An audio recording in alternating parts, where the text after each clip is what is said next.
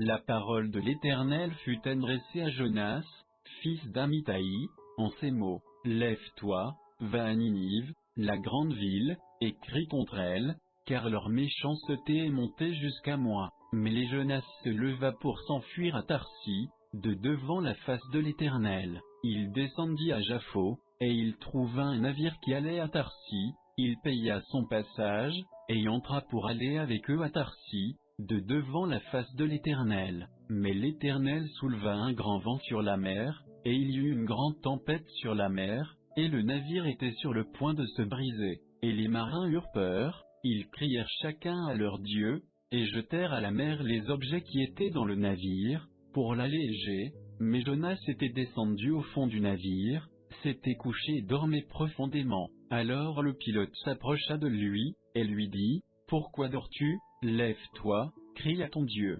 Peut-être pensera-t-il à nous, et nous ne périrons pas. Puis ils se dirent l'un à l'autre: Venez, jetons le sort, et nous saurons qui est cause de ce malheur qui nous arrive. Ils jetèrent donc le sort, et le sort tomba sur Jonas.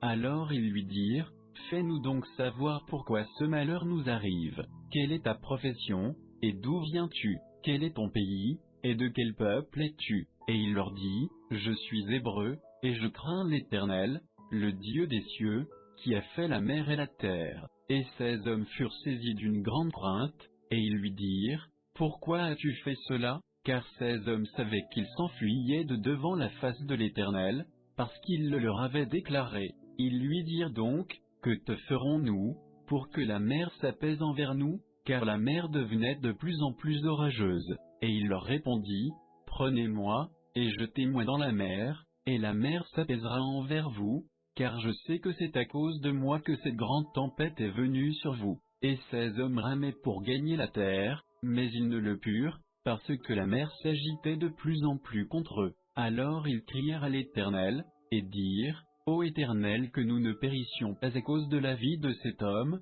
et ne mets point sur nous le sang innocent. Car toi, ô accent circonflexe Éternel, tu fais comme il te plaît. Puis ils prirent Jonas, et le jetèrent dans la mer, et la fureur de la mer s'arrêta. Et ces hommes furent saisis d'une grande crainte de l'Éternel. Ils offrirent des sacrifices à l'Éternel, et firent des vœux.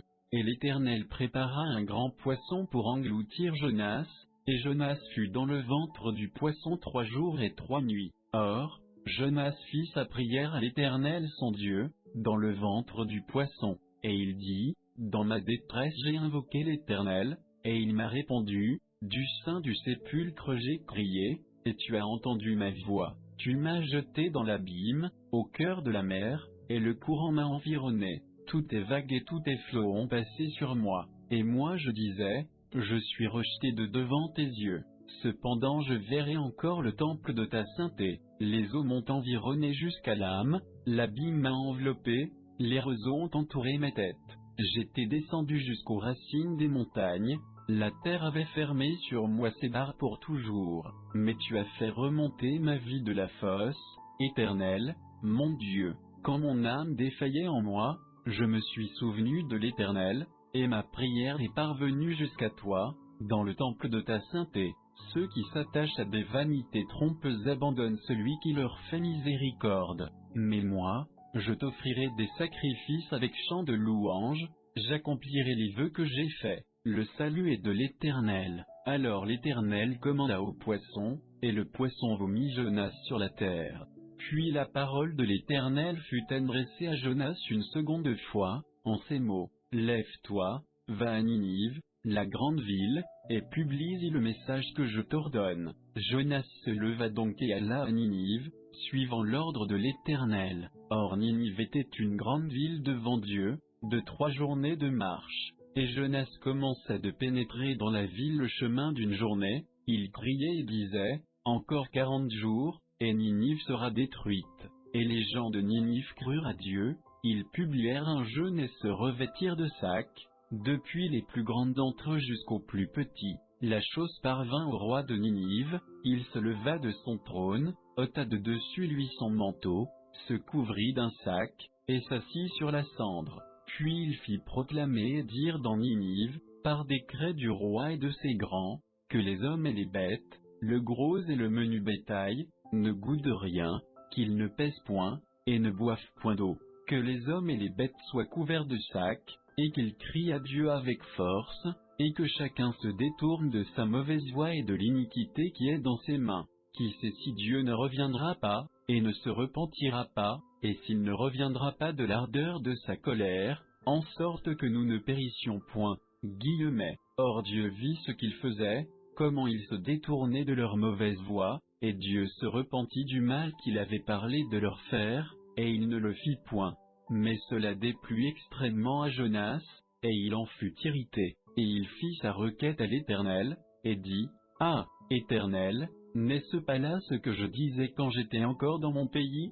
C'est pourquoi je voulais prévenir cela en m'enfuyant à Tarsis, car je savais que tu es un Dieu miséricordieux, compatissant, lent à la colère et abondant en grâce, et qui te repent du mal. Maintenant, Éternel, prends donc ma vie, car mieux me vaut la mort que la vie. » Et l'Éternel lui dit, « Fais-tu bien de t'irriter? » Alors Jonas sortit de la ville, et s'assit à l'orient de la ville, il s'y fit une cabane et s'y tint à l'ombre, jusqu'à ce qu'il vit ce qui arriverait à la ville. Et l'Éternel fit croître un ricin, qui s'éleva au-dessus de Jonas, pour donner de l'ombre sur sa tête et le délivrer de son chagrin. Et Jonas éprouva une grande joie à cause de ce ricin. Mais Dieu fit venir le lendemain, au lever de l'aurore, un ver qui attaqua le ricin, en sorte qu'il sécha. Puis il arriva qu'au lever du soleil Dieu fit venir un vent chaud d'Orient, et le soleil frappa sur la tête de Jonas, en sorte qu'il tomba en défaillance.